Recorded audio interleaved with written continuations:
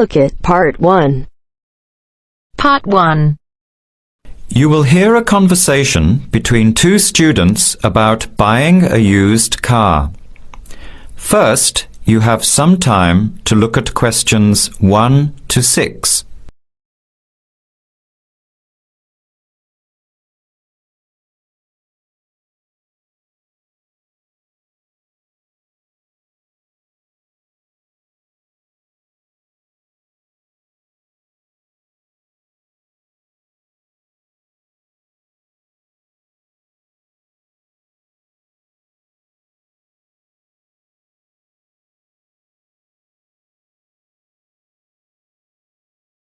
Answer the questions as you listen. You will not hear the recording a second time. Listen carefully to the conversation and answer questions 1 to 6.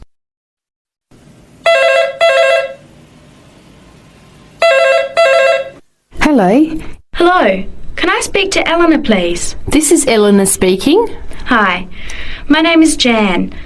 I'm calling about the car that was advertised on the notice board in the Student Union building. Is it still for sale? Yes, it is. Your ad says it's a 1985 Celica, in good condition. It's old, but it has been well looked after. My family has had the car for 10 years. I'm just the third owner and my mother had it before me, so we know its history. We've got all the receipts and records. It's had regular maintenance and the brakes were done last year. It runs really well but looks its age. Why are you selling it, by the way? Well, I'm going overseas next month to study. I'll be away for at least 2 years, so I have to sell it. Unfortunately, it's been a good car. You want $1,500, is that right? I was asking $2,000, but since I need to sell it quickly, I've reduced the price. Would you like to come and take it for a drive? I don't live far from the university. Yes, I'd like to have a look. What time would suit you? Any time this evening is fine. Well, I finish classes at 6 o'clock. How about straight after that? Say 6:30? Great, I'll give you directions. When you leave the main gate of the university, turn left on South Road and keep going until you get to the Grand Cinema. Take the first right, that's Princess Street. I'm at number 88 on the right. So it's 80 Princess Street? No, it's 88 Princess Street and the suburb is Parkwood. You'll see the car parked in front. It's the red one with the for sale sign on it. Okay, thanks Eleanor. I'll see you later. Bye. Before you hear the rest of the conversation, you have some time to look at questions 7 to 10.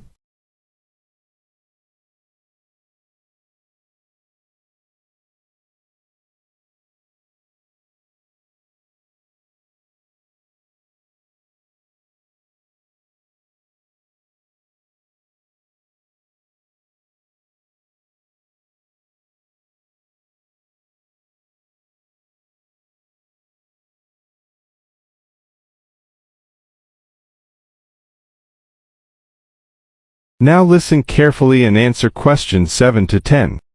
Later that day, at the university, Jan meets up with her friend Sam and tells him about the car. Hi Sam. Hey Jan, what's happening? I'm glad I ran into you. I've decided I have to get a car. You're gonna buy a car? Do you really need one? I'd probably still be driving except that my car broke down last year. Instead of getting another one, I just moved closer to the university and went back to riding a bike. Better for the environment, better for my health, and I save a lot of money. Did it really cost that much? Well, when you think of registration, insurance, rising petrol costs, parking plus maintenance and repairs, it adds up. I know it's going to be expensive, but I really need my own transportation. It takes half an hour by bus each way to university as it is. But now I'm working at night in the city. There's no way I want to hang around waiting for a bus late at night, then walk 3 blocks home alone. Hey, I think you've got a point there. So what kind of car are you looking at? It's an 85 Celica. Same kind as I used to have. The owner's asking $1,500. That's pretty old. How many kilometres has it done? You know, I forgot to ask. I'll have to check tonight when I go see it. Would you be able to come with me to have a look? At about 6:30? Sure, I'll come, but I don't know a lot about cars. I do know one thing, though. I wouldn't buy an old car without having a mechanic look at it first. That's a good idea. But won't it cost a lot? Not really. You can get a check done through the Automobile Association for $80, and it comes with a report on the condition of the car. It can save you a lot of money in the long run. I'll keep that in mind. So we have to get to Parkwood at 6:30. Do you want to take the bus? It goes straight down South Road every 15 minutes. Or maybe we could walk. I don't think it's that far. Actually, I could borrow my roommate's motorbike for an hour or so. He's working all evening in the library. Do you think he'd mind? No way. He owes me a favour or two. Okay, great. See you at 6, outside the student centre. That is the end of part 1. You now have half a minute to check your answers.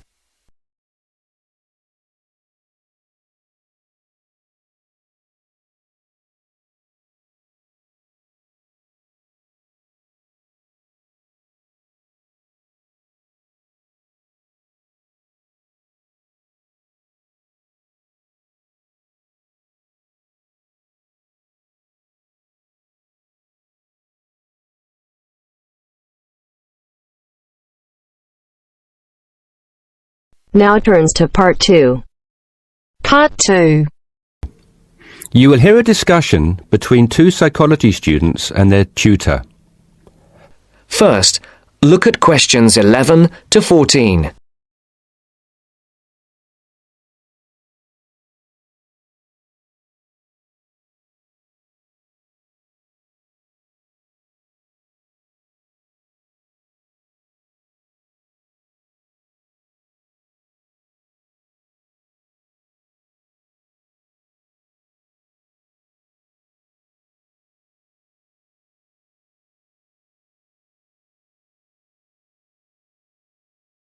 Listen carefully and answer questions 11 to 14. So, how did you find the lecture yesterday? Reasonably interesting, but he sort of rushed through Maslow's work, which, considering it's been covered before, is fine for everyone else except me, who missed the last lesson. Why don't you fill him in then, Tina? Me? Oh, okay. Well, basically, it's simple enough. We all have certain needs, and what Maslow did was group them into categories. Depending on how successful your life has been or what stage of life you are at, your needs change and you shift from one of Maslow's categories into another. First, there's your basic needs. Physiological needs, the professor said. Is that right? Very good. These needs are pretty obvious. They're our most basic ones. Things every human needs to survive and function, like air, water, food, clothing and shelter. It's not rocket science, this bit. Maslow just points out that until we have satisfied those basic needs, our desires don't evolve into anything more complex, and we don't seek any greater form of fulfillment. Isn't that a bit irrelevant today? Not really.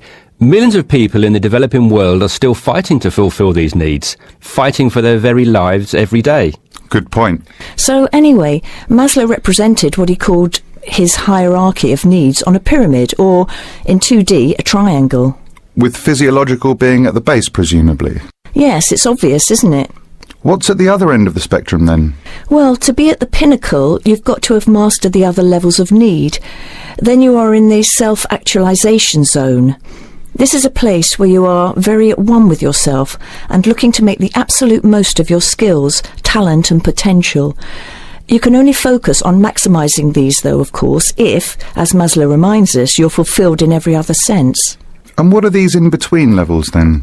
Well, after you've found food and water and shelter and so on, the next step is to fulfill your safety requirements.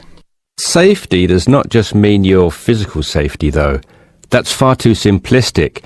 It's also about your emotional safety, your job security and so on. And let me guess, after that it's the need for esteem. No, Maslow reasoned that after your physiological and safety needs are fulfilled, the next most urgent requirement is for friendship, intimacy, companionship and so on. You know, on an emotional level, building a family, having relationships, etc. Only then, after you have found a sense of belonging, does the need for esteem take precedence, he argues. Presumably that's the need to feel accepted and valued. Yes, but more on that later. Do you feel more comfortable now? Yes. Thank you both. Before the broadcast continues, look at questions 15 to 20.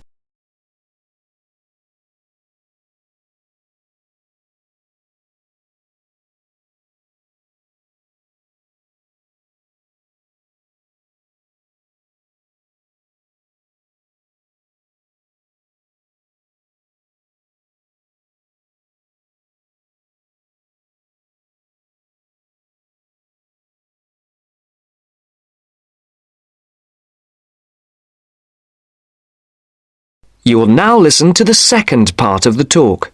Listen carefully and answer questions 15 to 20. Okay, now that you are both familiar with Maslow's hierarchy of needs, let's look at a few cases in point. Case 1. Crime boss in the slums of Mumbai. What do you think? Surely very low. Physiological, I'd have said. But he has food and shelter. A shed is hardly shelter, and how is living from hand to mouth every day adequate from a nutritional perspective?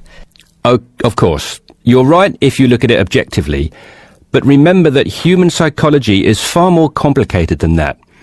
When quizzed, this person surprised researchers. First of all, he regarded his shed as adequate shelter and was completely content there. Secondly, he genuinely felt satisfied with his level of food intake. Thirdly, being the crime boss of the slums, he felt very safe, arguing that no one would ever touch him. He had no self-esteem issues either, since he had the respect of his fellow slum dwellers. It may have been fear, but he perceived it as respect. That is all that matters, and was quite content with who he was. I see. So it's not just about the reality of your situation, but also how you perceive that reality. Exactly. Most people would be very low on the hierarchy in his position, feeling like they wanted and needed much more. He did not. Now, what about case 2? A multi-millionaire rock star. Well, you'd naturally assume he's fulfilled his physiological and safety needs, but when you read on through his profile, look here, he's plagued by paranoia and thinks someone is trying to kill him. On that basis, given his state of mind, he must believe that his safety is compromised. So safety must be his primary concern. Very good. And look here at case 3, a property magnate. Having suffered badly during the recession, his portfolio of properties is in danger of being repossessed. In fact, look, he's in danger of losing everything and being left without even enough to support himself. Wow, so I guess he's gone from very high up right down to the bottom. Exactly. Even his basic needs are no longer secure. An excellent example of how there can be movement both ways on the pyramid. Case 4. A housewife. She must have some esteem issues, surely. Read on. She is quite content and well respected and loved by her friends and family. What's more, being a housewife is all she ever wanted to do, and she has excelled at the task. Therefore, forget esteem. This lady has maximised her potential in her eyes. She's right at the top. And case 5? A very sad case. It is what it is. There are always innocent victims of war, and he was left with nothing, not even a home over his head. Every day is a struggle to survive. How sad. And last but not least, case 6. Another rock star, though a different story. He says the only thing he craves is friendship. He has everything, but is awfully lonely. I think it's obvious where he is on Maslow's hierarchy. Indeed. That is the end of part 2. You now have half a minute to check your answers.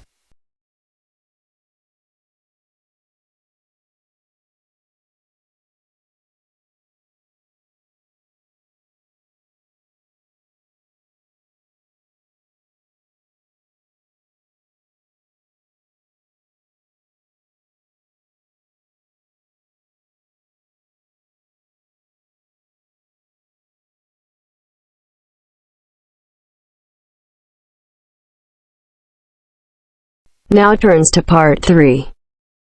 Part 3.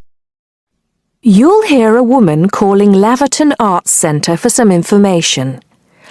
First, you have some time to look at questions 21 to 26.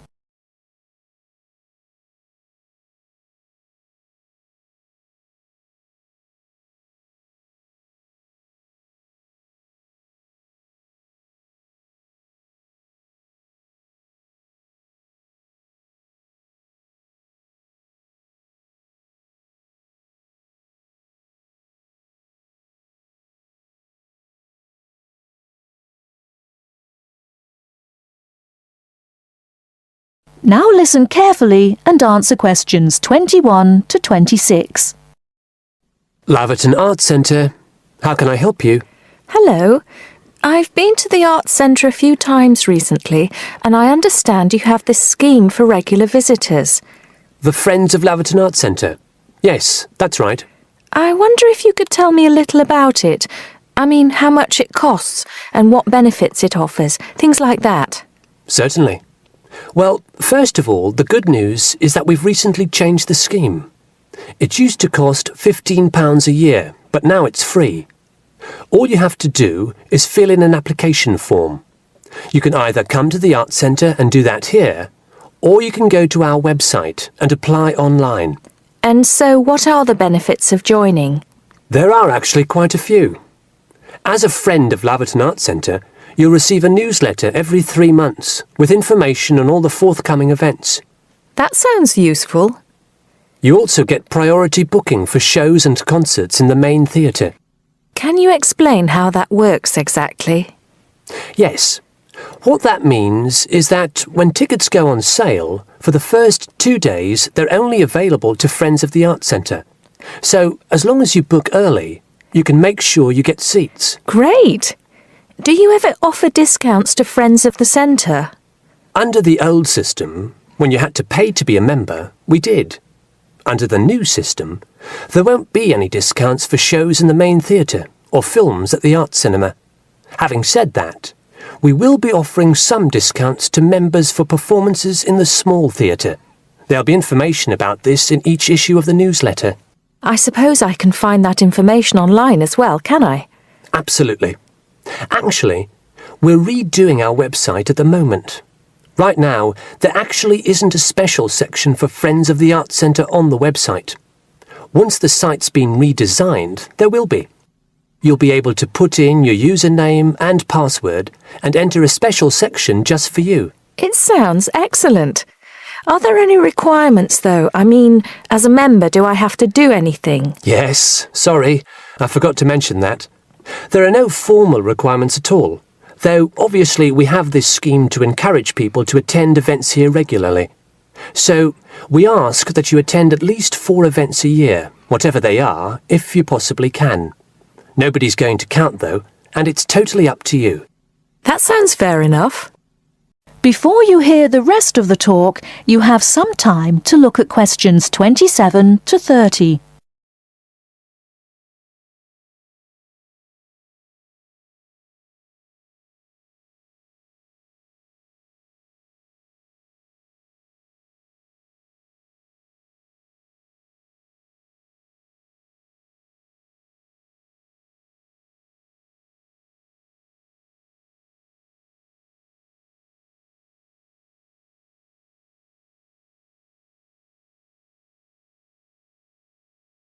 Now listen and answer questions 27 to 30. While you're here, we're actually conducting a short survey of people who phone up the Arts Centre. Would you mind if I asked you a few questions? It'll only take a couple of minutes. Sure, no problem. Thanks a lot. So, how many times have you visited Laverton Arts Centre in the last 6 months? Well, I've only lived in the area for the last 4 months, so not that many times. 3, I suppose. Yes, that's right. Fine. And how did you first find out about the Arts Centre? Let me think. Oh yes, a friend invited me to a concert and I came with her. Have you ever seen a film at the Arts Cinema here? No, I haven't, to be honest. In fact, until you mentioned it earlier, I didn't realise you even had a cinema. One more question. If we offered a free tour of the Art Centre, including things such as going backstage to look at the dressing rooms, would you be interested in going on it? Oh, yes, definitely. I think a tour like that would be very interesting. I'd even pay for it. That's great. Thank you very much for your time. Thank you. That is the end of part 3. You now have half a minute to check your answers.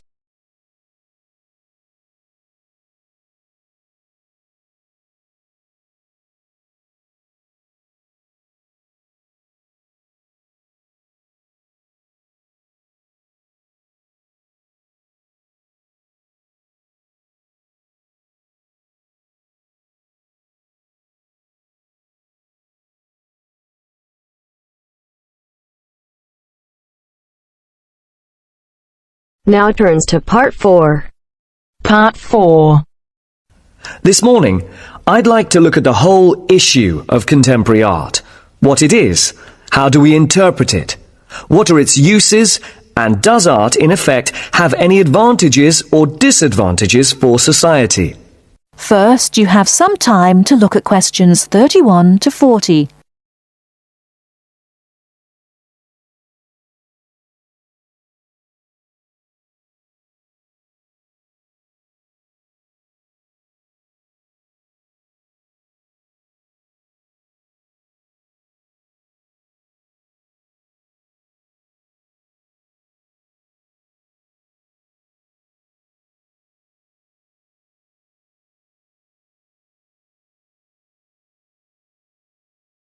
Now, listen carefully and answer questions 31 to 40.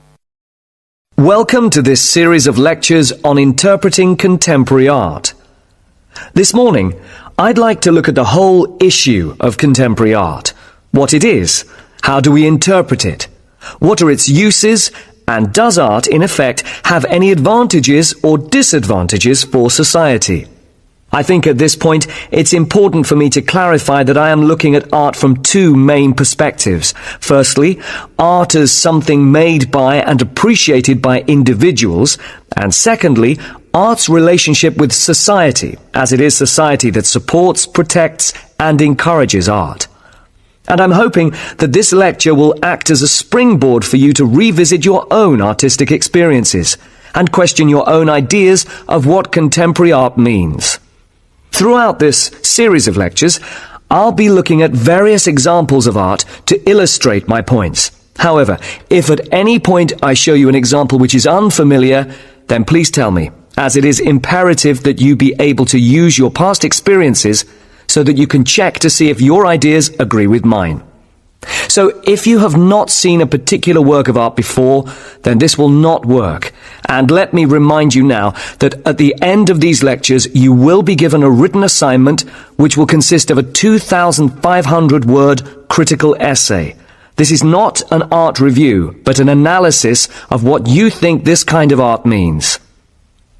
Okay, so what is contemporary art? Well, my view is that contemporary art reflects a particular time in history. In terms of Western civilization, this is the period that became known as the Renaissance, which began roughly in 1450. But this becomes confusing as the modern era is also considered to be from 1789, from the time of the French Revolution. Added to this are modern ideas and modern art that developed from 1890. This period has also been called the turn of the century. To try and somehow bring all these periods together, I shall define contemporary art as any art created from 1920 up until the present day. Turning now to the question of whether or not art is useful for society.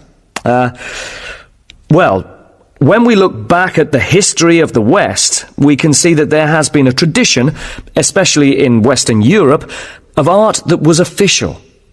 This meant that the government sponsored or subsidized the art. It could be said, therefore, that art has a cultural use, in that it can represent both the culture and history of a country. And let's remember what I said earlier, that this is both the history and culture of a particular time. Now, the disadvantage of this kind of official art is that it tends to be academic.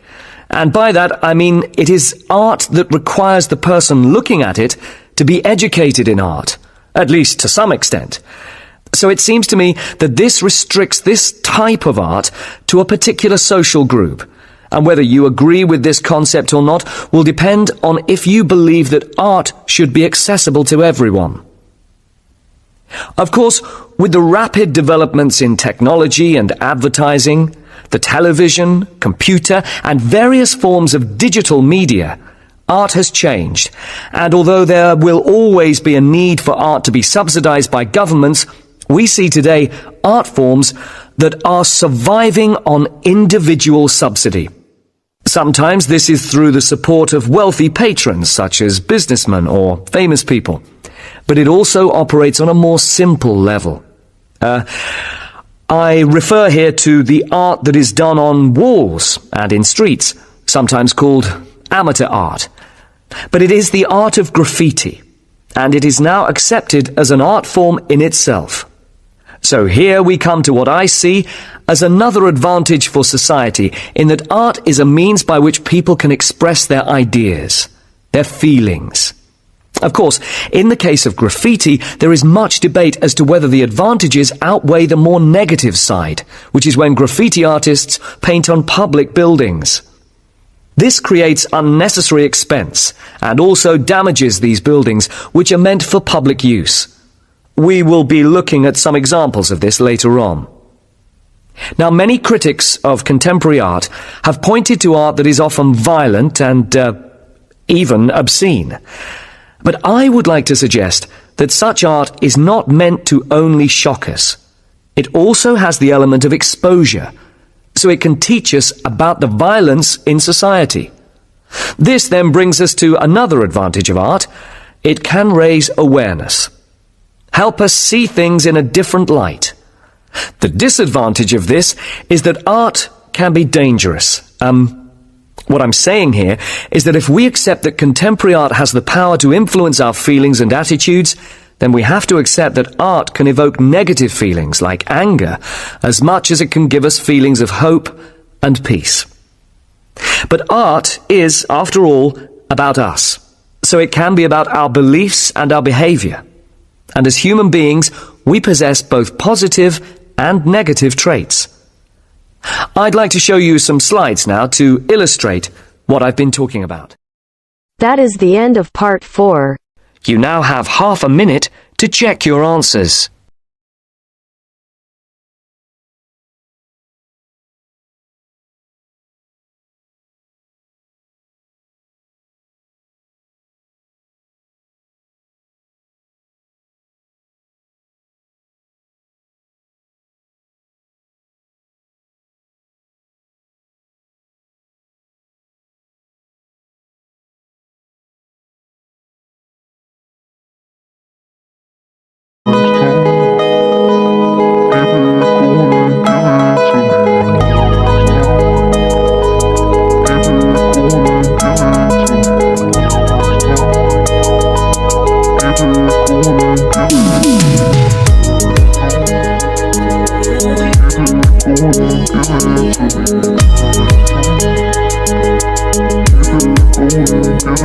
Give it to